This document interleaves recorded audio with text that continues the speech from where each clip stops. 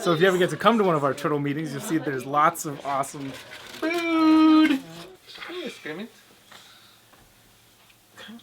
Oh, there we go.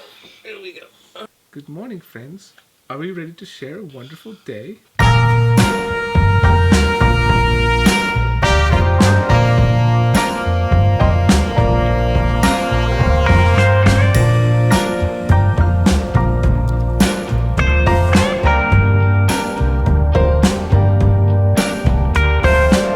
Good morning, guys. So as you can see by that email, we're going to be going to check out the good doctor today with that gopher snake. So I'm just going to clean these up real quick, head to work, and then we'll pick up on the way to the day.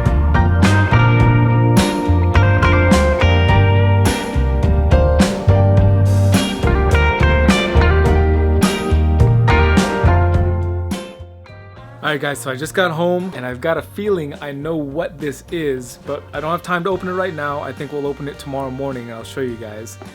And I gotta go unload my truck real quick because I got all my tools back there and I don't want them getting ripped off when we're parked downtown, because after we go see the doctor, we're going to go to our monthly Turtle Club meeting and I'm gonna bring you guys along to that as well, alright? Let's get moving!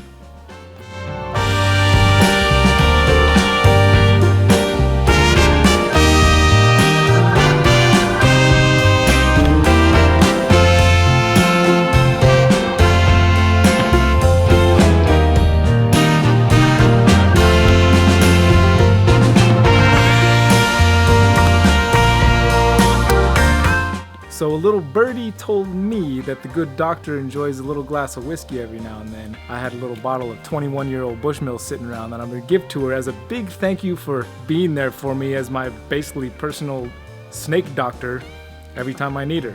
Got the boys. Noah just finished his swim lesson. Noah, how was your swim lesson? Good. And we are behind schedule, so we need to get there really quick, and I've always wanted to do this. All right, we're here with Dr. Emily Taylor. She's gonna help us out with this snake today. So what is it about you that makes you so awesome that you're willing to take care of wild snakes on your free time? I love snakes. Yeah, that's a good reason. That's a great reason. I love snakes. I know how to stitch them up. It just would cost a lot of money for a veterinarian, and no one's gonna do that for a wild snake, so. I'm not a veterinarian. But you do know how to work the needle. I can do one type of stitch, one that works on snake skin, that's it. How did you go about saving that king snake that had its heart out of its chest? Well, so the students, we found that night driving, and it's called a cardio seal when there's a cut to the body cavity and the heart pops out because it was under pressure. And I said that snake's not going to make it through the night. And they said, oh, please, try to fix it, oh, please. And I said, all right, if in the morning, if it's still alive, then we'll do a surgery on it and we'll see if it works. And so it was still alive the next morning. And I had my surgery stuff with me in Arizona because we had been doing radiotelemetry on black-tailed rattlesnakes. And so we anesthetized the little king snake, and all I had to do was cut the cut a little bit wider, pop the heart back in and sew him up, and then give him some antibiotics. And again, wasn't sure he was going to make it, so we took him home with us. And it's like twice his size now, and he's growing. It's Ecto the snake. You can follow him on Twitter. How long have you been working with rattlesnakes, and what's the project plan there? Yeah, so I've been working with rattlesnakes for about 18 years now, and then at Cal Poly for 12 years. I'm a physiologist, so I'm always doing research in the wild on animals' physiology, so it's called environmental physiology because it's like physiology but with a ecological relevance, not really a biomedical relevance. And the projects vary every year. This year, my graduate student Haley is interested in their thermal physiology and their energy budgets and the effects of climate change. So she's putting these temperature data loggers inside the snakes. We're radio tracking them at 4 different field sites throughout the Central Coast. And also putting out snake models with temperature data loggers to see what they would be if they were sitting in different places. And then basically using those to make calculations about the metabolic rates of the snakes, how much energy they're expending, how much energy we would expect them to have to expend in the future based on predicted climate change models, and thereby identifying kind of which populations may be most at risk for extinction, and so on. So it's a really cool project. We like to do outreach with kids in the laboratory. that? I think it might possibly be his little testis, for sure. Is that Weezer? Mm-hmm. What are you doing with it? I'm trying to clean off some of the little pieces of rocks and stuff because we don't want those going in there. What's that? Gauze that we can use to kind of wipe this down. Oh, it totally could have been a car that clipped it. Absolutely. We see a lot of times you'll see a little laceration on the side. And he could be fine and he might not be. Why does that get real hot? Because the heat kills any of the little microbes or pathogens that might live on here, so we don't give him an infection. Right. You have to be real careful. Be very steady. Let's stay back.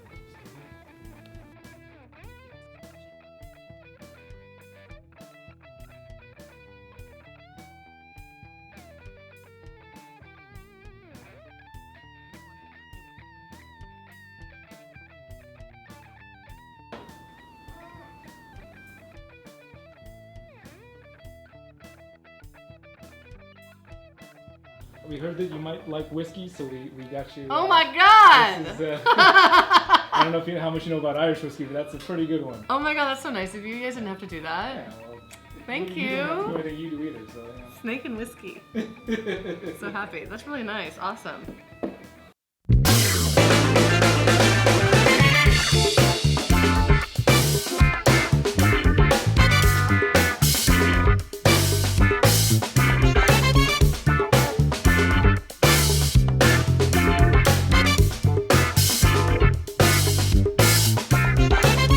One kid eats all the toppings, the other kid eats The crust. just the crust. Let's take after their dad. No, I eat the whole thing. Open that, please. Yeah. There you go. Thank you so much. What do you got to say about it? The idea of potluck is things come in a pot. We're playing trivia. We need to know our turtles are ectothermic. Hey, they lay eggs. What does it mean? Oh, I see. B, they are cold-blooded. Hey. They lay eggs. Okay, let's slide. And they have a shell. So it's really... They have a shell, right? It's because they have a shell. That's it. Write it down. This is a free. This is our chapter president. What Heck yeah. What do you have to say for yourself, young man? Welcome. We're representing the turtles out here. So yeah, we'll keep it going. Oh man. What you getting into there, bud? We're here at the Turtle Club. We basically sit around, talk about turtles, enjoy each other's company, and watch Noah Sage run around like a madman the whole meeting. Thank you. Lovely Denise is carrying around our show flyers. Yeah. Absolutely. The club does a reptile show once a year right here in San Luis Obispo, and it's pretty awesome. This is the wonderful Bob Thomas. Bob runs a turtle and tortoise rescue in Arroyo Grande. It's actually probably one of the nicest tortoise and turtle rescue facilities I've ever seen in my entire life. Maybe someday we'll take you guys down there and check it out. So who's this for? Everybody, this is for the world. Oh, jeez.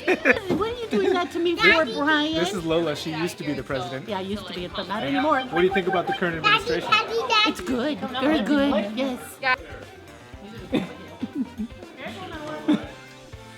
Go away. Come on, Kim. This is Go our away. treasure. Say something awesome. Come on, say something. I was supposed to be giving up soda. Why do you keep injuring all your corn snakes?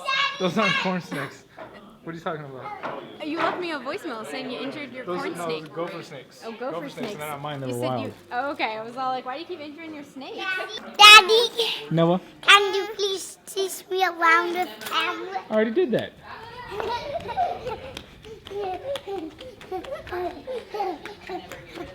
That's a problem. Well, it'd be...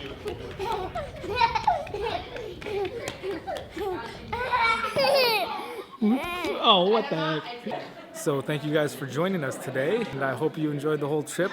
Tomorrow and the next day we're going to be taking it easy. Saturday we're going to head to Manteca, and Brian Gundy is giving a talk up there, and we're going to go check him out. And then we're going to do some work over at Freedom Breeder, which should also be really awesome. You guys take it easy and take care of each other, all right? I'm the president. Vice President's Brian over here.